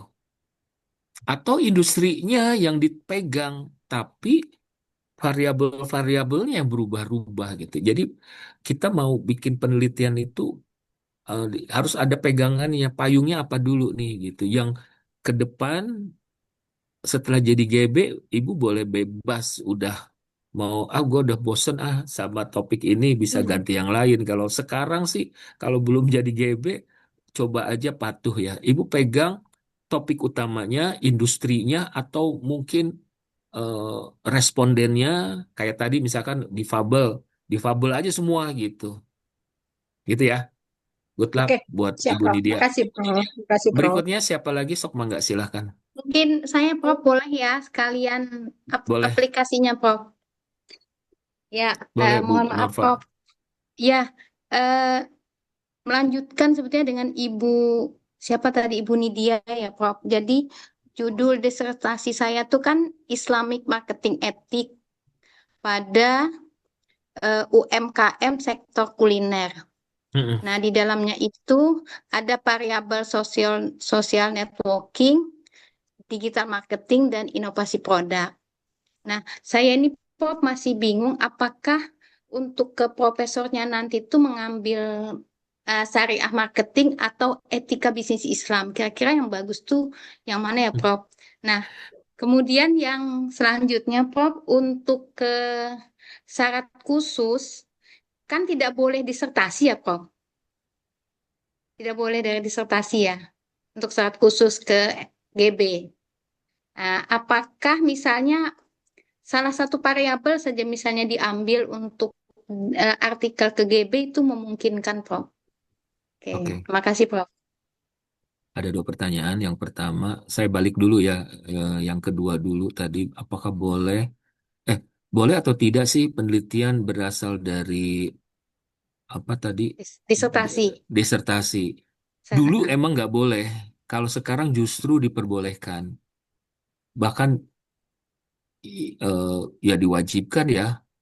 Bukan berarti datanya harus itu aja, tapi kan bisa pengembangannya. Jadi emang eh, Jalan kita ya. harus inline semuanya gitu. Ya, cuman memang masa terbitnya nggak boleh di saat kita kuliah itu yang tidak diperbolehkan gitu. Kalau bisa nama pembimbingnya, promotornya jangan ditulis dulu tuh gitu kan. Kita aja dulu dengan yang lain-lain. Oke ya, jadi topik penelitian harus sama dengan disertasi. Apakah disertasi bisa ditulis berkali-kali gitu? Boleh, boleh banget ya. Terus ibu mau mau bidang kepakaran di bidang apa? Apakah di Islamic marketing gitu kan? Atau mau di etik? Ibu yang menentukan. Nah, kalau ibu mau ke Islamic marketing, maka di penelitian-penelitian ibu yang akan datang, si Islamic marketing tuh usahakan selalu ada, Bu, di judul-judul artikel ibu gitu. Ya, jadi ibu nanti kepakarannya atau guru besarnya jadi Profesor Norva Dewi bidang kepakaran Islamic Marketing gitu. Gitu ya. Tinggal Ya, terima kasih Prof. ditetapkan aja mau yang mana. Ibu Efri mau bertanya lagi apa ya? Boleh Iya, saya Prof. Prof? Boleh ya? Boleh silakan. Iya. Aduh, apa tadi ya lupa. Begini, Prof. Kan payung risetnya Prof. Usep kan apa ya? Pendidikan ya, sosial humaniora ya, Saya kategorinya.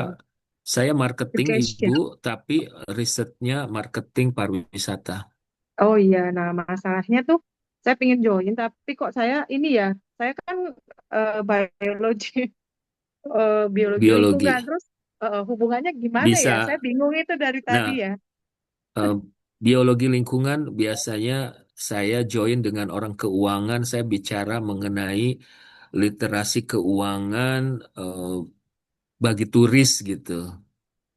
Jadi ketika banyak turis menggunakan pay later gitu kan untuk pembiayaan mereka berwisata. Nah, di sana di salah satu variabelnya saya ngebahas mengenai literasi keuangan. Begitu, Bu. Termasuk penggunaan pay later sendiri itu kan dengan ini. Saya riset dengan teman-teman dari kampus lain ngomongin soal entrepreneurship. Nah, entrepreneurship in tourism gitu, Bu. Kalau biologi mungkin kita ngomongin entah itu green product, tergantung ibu biologinya mana gitu ya. Green Iya, marketing. saya biologinya lingkungan, Prof. Ya, bisa lingkungan saya lingkungan tuh kemarin dengan yang sedang saya siapkan itu dengan psikologi terutama. Belas. Bapak belum? Bukan bagi dia.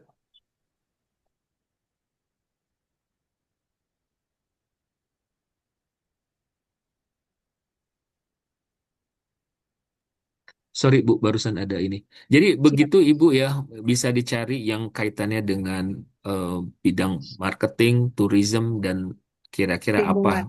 lingkungan ya. Baik, Oke terima Ibu kasih. Terima Maimanah, kasih, Prof. silakan. Iya, terima kasih, Prof. Saya dari Banjarmasin, Prof. Banyak Oh sekali oke. yang saya dapatkan hari ini. Terima kasih sekali. Ada 3 pertanyaan. Yang pertama, saya itu biasa kalau AI ini menggunakan Perplexity yang Pro. Nah, menurut Pak Prof ini recommended nggak sih gitu ya? Pertama itu. Yang kedua, eh, sepertinya tadi sudah ditanyakan teman-teman, tapi saya belum dengar jawabannya tentang sitasi yang mereka cantumkan. Sitasi yang dicantumkan itu ternyata kita konfirmasi doinya nggak ada. Itu gimana Prof cara mencarinya? Itu yang kedua. Yang Oke. ketiga, tadi Prof bilang kalau kita meneliti suatu objek, ternyata belum pernah dibicarakan atau diterbitkan oleh Scopus itu eh, apa namanya peluang besar kita. Nah, itu bagaimana menyampaikan? Apakah kita sampaikan di jurnal di apa di pendahuluan bahwa ini belum disampaikan, tapi sebenarnya kita lihat objek itu sudah diterbitkan di Sinta 2, 3 dan seterusnya. Gimana itu?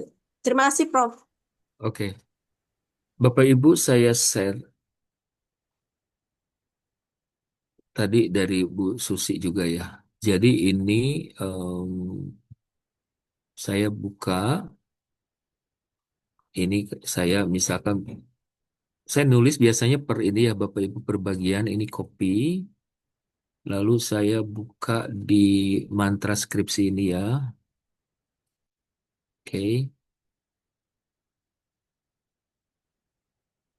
saya bikin promptnya kurang lebih seperti ini. Berdasarkan informasi terlampir, misalkan ya, buatkan, kembangkan menjadi paragraf, paragraf, terus kemudian cantumkan sitasi yang relevan dari jurnal-jurnal terindeks Scopus 5 tahun terakhir, gitu kan? Buatkan daftar pustaka yang terhubung ke Google Scholar ya. Terus kemudian diskusikan, buatkan diskusi, diskusi yang disertai dengan sitasi. Misalnya begitu. Oke.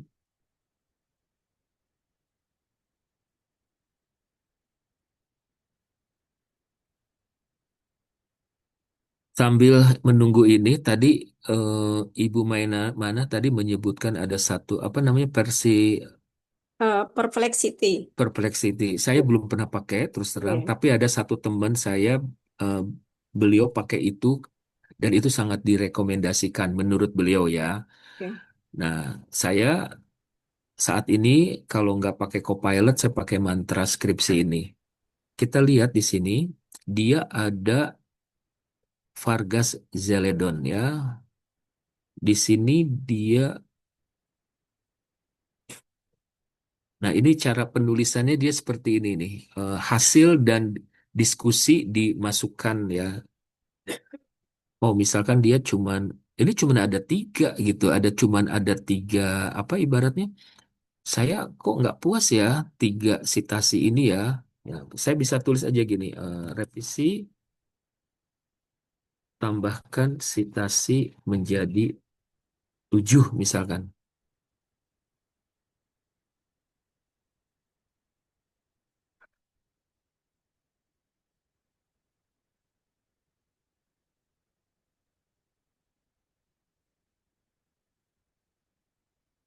Oke. Oh, tapi sitasinya masih begini ya. Saya revisi lagi ya. Revisi eh, sitasi ditulis dalam kalimat.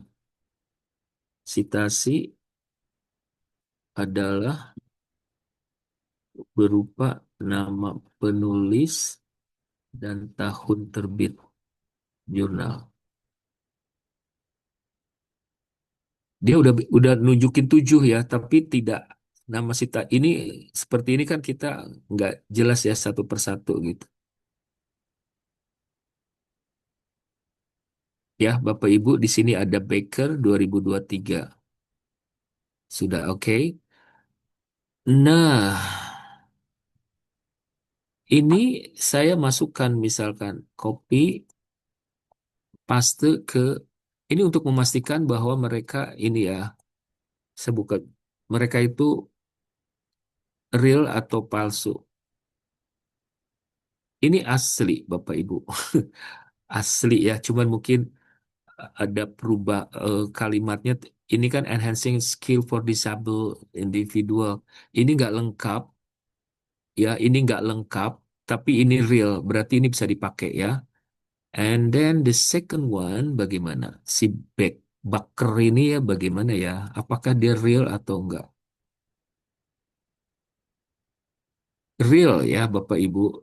Jadi hati-hati memilih, pertama hati-hati memilih si ini ya AI-nya seperti apa. Andaikan ini saya agak susah nih kalau misalkan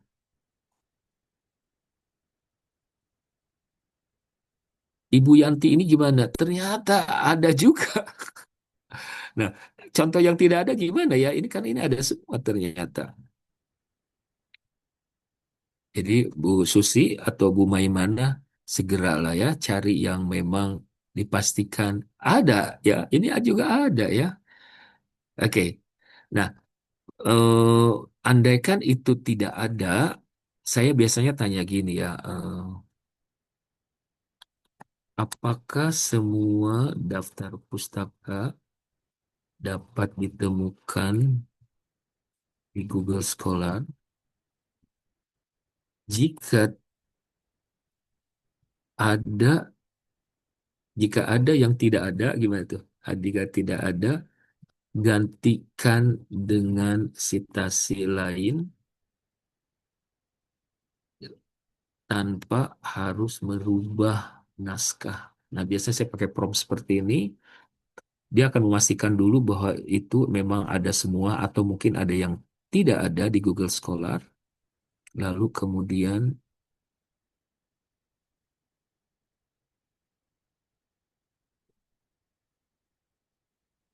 nah ini dibilang tidak ada, padahal tadi udah ada ya saya si Satar ini nih. Begitu ya caranya. Dan ini ada yang baru si O'Brien. Sebelumnya O'Brien ada nggak? O'Brien nggak ada. Ya, jadi kita cek satu persatu, kalau ada aman. Kalau tidak ada, gunakan mantra seperti ini. Ya, walaupun ini ternyata, misalkan ini si O'Brien sebetulnya ada nggak sih gitu.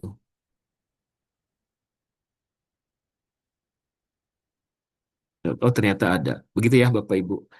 Em,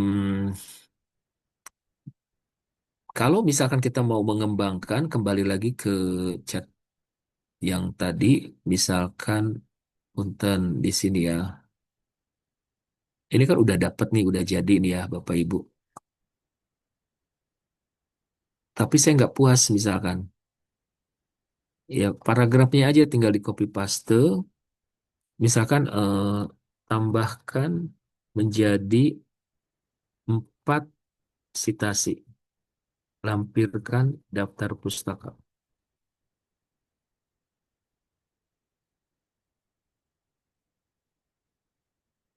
Nah, Bapak Ibu ini udah menjadi 4. Oke ya? Atau misalkan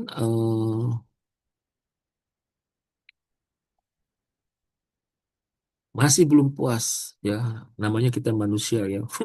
Kembangkan menjadi 500 kata dengan 12 sitasi.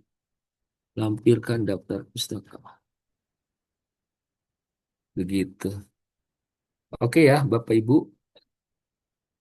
Ini nanti insya Allah ada sesi lanjutan bagaimana menulis artikel. Ini lebih kepada pengembangan payung penelitian. Oke. Tuh, udah 13. Saya minta 12. Tadi saya minta berapa? 13 ya. Pengembangan jumlah kata termasuk penambahan jumlah sitasi ya. Terus, apa lagi coba? Oke.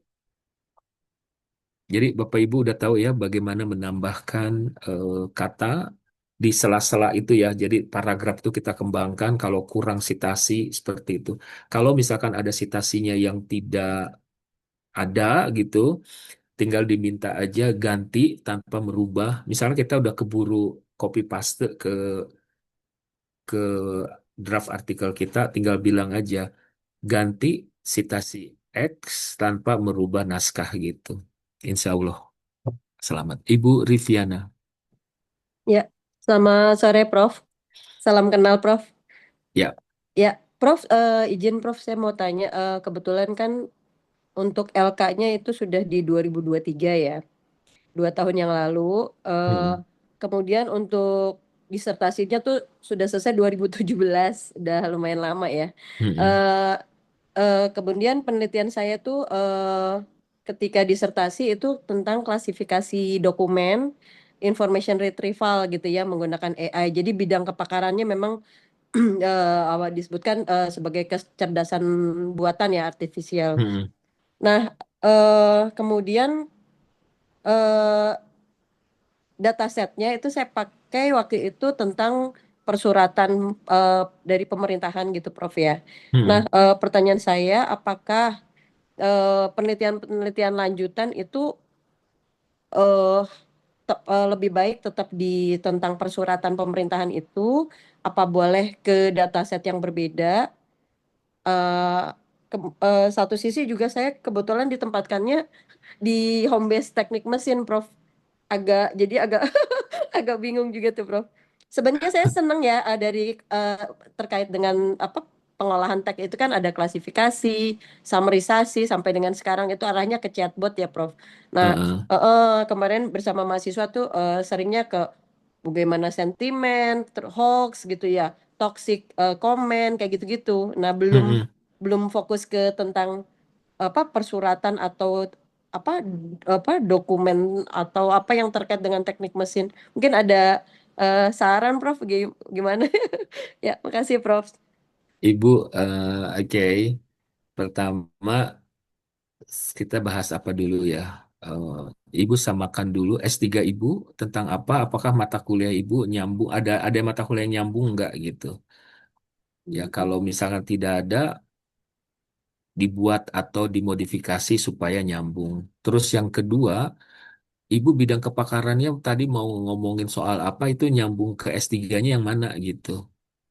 Pak, Ibu harus memutuskan ini sesuatu yang misalkan kita punya banyak interest banget gitu, tapi Mm-mm. harus harus patuh pada apa namanya yang seharusnya gitu. Jadi nggak Mm. ini udah nggak boleh lagi bermain-main dengan berbagai macam topik penelitian. Mm-mm. Sabar, tunggu sampai jadi GB dulu baru topik penelitian apa aja boleh gitu. Mm-mm. Jadi Prof, maaf mungkin kalau saya mau tetap ke klasifikasi gitu ya, klasifikasi dokumen. Beberapa tahun lalu metodenya begini, kita sesuaikan dengan metode yang terbaru itu Mm-mm. Bisa aja, Bu. bisa ya Prof ya, Bisa. bisa ya. Nah tapi datasetnya baiknya tuh tetap kita pakai dataset persuratan pada saat Hmm. disertasi itu apa kita boleh ganti atau kita arahin ke teknik mesin gitu. Karena jujur saya juga nggak pernah Anything. ngajar ke teknik mesinnya, Prof. Heeh. Cuma home base-nya memang Ini di situ. dokumennya tentang dokumen apa sih, Bu? Kalau dulu waktu disertasi tuh dokumen persuratan misalnya surat perintah, surat keterangan, surat tugas, eh Kebijakan kebijakan publik masuk, Bu. kebijakan peraturan-peraturan gitu ya. Mm-mm. Salah satunya, tapi nggak khusus ya, tapi campur. Mm-mm. Oke. Ini saya coba eh, membuat simulasi ya, walaupun mungkin benar atau salah saya nggak menguasai. Ini saya download ada satu aturan tentang Permendag nomor 16 tahun ya, misalkan gini. Buatkan ide penelitian berdasarkan eh, dokumen terlampir, kaitkan dengan Ibu tadi klasifikasi dokumen ya, Ya, atau eh, auto otomasi ya di teknik otomatis. otomasi Ya, klasifikasi otomasi. dokumen karena Ya, mungkin betul. dikaitkan dengan keteknikan Ibu ya. Ya, Let's say bisa begini ya. Buatkan outline penelitian dalam 5 bagian. Misalkan bisa begitu, Ibu. Jadi tinggal asik banget nih sebetulnya Ibu tinggal cari-cari dokumen-dokumen mm, kebijakan publik ya, mm-mm. bisa, Bu. Nah, ini Ibu fokus pada otomasi klasifikasi dokumen aja gitu.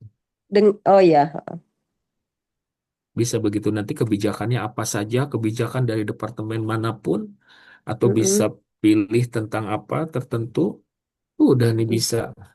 Mm-mm. Jadi Jadi maaf saran Prof mungkin yang saya tangkap kita tetap fokus di dokumen persuratan pemerintah itu ya Prof ya. bisa, jadi Hmm. bilang aja otomasi kebijakan, Mm-mm. otomasi kebijakan, tadi otomasi klasifikasi dokumen, udah selesai. Mm-mm. Mm-mm. Nggak ngomongin soal publik ya Bu, karena Ibu kan di teknik mesin ya, khawatir Ya, malah melebar. oh ya baik-baik. Jadi dokumen terlambat. Jadi satu Prof, eh, di sisi lain ya Prof ya, menurut pengalaman Prof juga, apakah eh, apa namanya publikasi dari sisi teknik mesinnya itu tetap dibutuhkan atau perlu dibuat juga nggak, Prof? Nggak harus Ibu, Nggak ya? nggak harus kita, Oh, karena gini kadang kita itu bukan pilihan kita mengapa kita mm-mm, di prodi mm-mm, tertentu ya, karena itu mm-mm. mungkin atasan punya strategi apa, tapi Ya, kita yang mencoba menyesuaikan diri ya, ya. baik, Prof. Oke, Ya, makasih, Bapak, Prof. makasih. Bapak Ibu, karena ini udah sore ya, ini ada Bu Norva tadi udah bertanya, Bu Nurrahma sama Bu Susan ya. Nanti kapan-kapan kita ketemu lagi. Ibu Nurrahma dulu boleh? Baik, Prof. Terima kasih untuk kesempatannya. Saya Nuroma dari Samarinda. Eh, Tadi saya baru tahu bahwa ternyata dari disertasi kita ini bisa dilanjutkan untuk meraih GB. Nah, Mm-mm. kalau sebelumnya kan dibilang jangan sampai ada irisan dari Mm-mm. disertasi. Jadi saya lulus S3 itu 2021. Mm-mm. Nah, terus jadi penelitian saya itu masih di tema penelitian saya itu tentang rokok, perilaku Mm-mm. merokok. Jadi akhirnya yang waktu disertasi itu saya penelitiannya tentang ayah muda yang merokok. Nah, Mm-mm. untuk ini karena takut ada Termasuk saya sentilan. ya. Ada 9 dari disertasi, jadi selama dari 22 sampai saat ini nih penelitian saya tetap topiknya tetap di rokok, namun Mm-mm. sasarannya itu ke sekolah, ke anak sekolah SMP, SMA seperti itu. Apakah masih bisa dipergunakan ya, Prof? Seperti itu, Prof? Bisa Ibu. Bisa. Jadi Ibu temanya saja temanya aja. Misalkan tetap Ibu tetap sama ngomongin gitu. soal smoking cessation ya, Iya, bagaimana rokok itu. Kalau kemarin Ibu ngomongnya soal ke ayah muda, mungkin sekarang ke iya. ayah tua gitu. Karena ayahnya kan nggak muda terus ya. Atau Oh bisa iya, juga nanti betul. di cessationnya di sekolah atau di kampus di mana. Tapi Ibu tetap pegang si Rokoknya, ayahnya, itu si ayah, si rokoknya gitu. si rokoknya itu perilaku merokok. Iya, Apalagi sekarang perilaku rokok kan nggak harus yang konvensional kan, iya betul ke arah udah ke ke yang elektrik. elektrik gitu. Ya, terutama wanita. Jadi ini saya beralih ke seperti itu. Ya Itu berarti bisa masih Ibu, boleh saja ya, Prof ya. bisa Jadi bisa. saya tetap saya pegang di Bukan topiknya gitu. bukan boleh saja, tapi emang harus Bu, harus Oh, gitu. disesuaikan. Cuman ada mata kuliahnya apa ya Bu? Saya di promosi kesehatan, Prof. Oh oke, bagus banget Bu. Kesehatan masyarakat di promosi Pasti. kesehatan. Jadi Iya. banyak mata kuliah berkaitan dengan pengembangan media promosi kesehatan, kemudian pemasaran sosial bidang kesehatan itu Hmm. ada beberapa materi itu saya pegang. Boleh. Boleh Oke, bisa ya seperti itu. bisa Oke, terima kasih, lanjut. Prof. Iya, Bu terima Susan, kasih.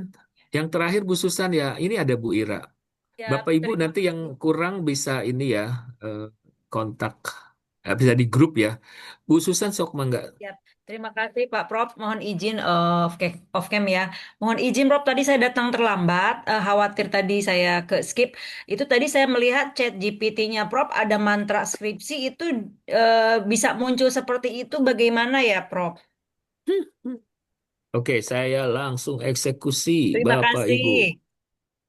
Jadi eh, kalau beli ChatGPT yang berbayar ya, yang langganan, kayak sekedap. eh di sini ada Explore GPT, Bapak Ibu. Yang gratisan juga bisa kok. Explore GPT, terus kemudian dicari aja tuh mantra skripsi. Ya, nanti kalau udah mantra skripsi keluar, tinggal di klik, nanti muncul di sini. Nah, biar nggak keluar-keluar ini, biar nggak hilang-hilang, di apa namanya diklik titik tiganya ini, lalu kayak dipin gitu ya, dipatenkan. Begitu, Bundo. Siap, hatur nuhun. Oke, mangga, sok mangga. Terakhir Ibu Ira ya. Ibu Norva tadi udah ya pertanyaannya. Kembali sekarang ke Ibu Ira, sok mangga Bu Ira. Enggak, belum. Ya, terima kasih banyak Prof. Izin, saya Ira Jayanti dari Universitas Palangkaraya, Prof. Eh, saat ini sebenarnya saya masih status CPNS karena saya selesai S3 itu 2023, Prof. Kemudian saya lolos CPNS di 2024 dan status saya itu masih CPNS dan saya lolos dengan lektor. Sekarang saya lagi banyak menulis dan dengan teman-teman, tetapi di satu sisi itu karena saya home base-nya di saat ini adalah di Fakultas Kedokteran, kira-kira jika saya sebagai co-author, tetapi saya masih combine penulis, tetapi tidak sebidang dengan disertasi saya pada saat itu karena saya di waktu S3 itu focusing ke anemia mikrositik. Kira-kira untuk pengumpulan nilai KUM itu angka kredit itu bisa dihitung ketika saya publish, tetapi tidak selinear dengan bidang ilmu saya. Dan pertanyaan kedua, mungkin terkait dengan focusing hari ini terkait penelitian payung. Saya pada saat meneliti itu di S3, banyak variabel yang saya atau data yang saya ambil. Kira-kira Dok, Prof, itu kalau misalnya saya mengambil data tersebut untuk saya kembangkan, apakah saya perlu menambah data follow up lagi untuk kebaruan di penelitian saya itu sebagai nanti syarat khusus untuk naik ke LK? Karena saya pernah dengar ya, Prof, bahwa data tersebut nggak bisa kalau misalnya sudah lewat dari 3 tahun. Jadi harus di-update lagi data tersebut supaya kesannya bahwa itu tidak menjadi ketinggalan ceritanya. Mohon arahannya, Prof. Terima kasih Oke, banyak. makasih Bu Ira. Ya. Bapak Ibu hati-hati jika kita em, ikut publikasi dengan dosen lain ya sebagai koautor ya penulis kedua, ketiga, keempat dan seterusnya. Jika karena kaitan dengan rekam jejak. Jadi di dalam penilaian kita mau ke lektor kepala dan ke guru besar banyak kejadian di mana seorang pengusul pengen jadi GB di bidang akuntansi gitu.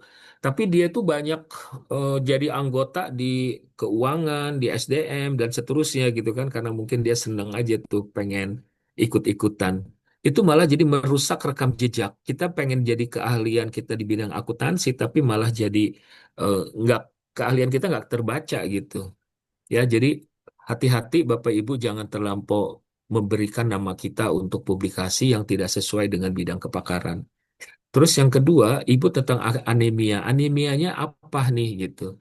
Apakah terutama di kampus Ibu udah ada belum ahli di bidang anemia? Kalau sudah Oh, ada, mm, hindari cuman anemia.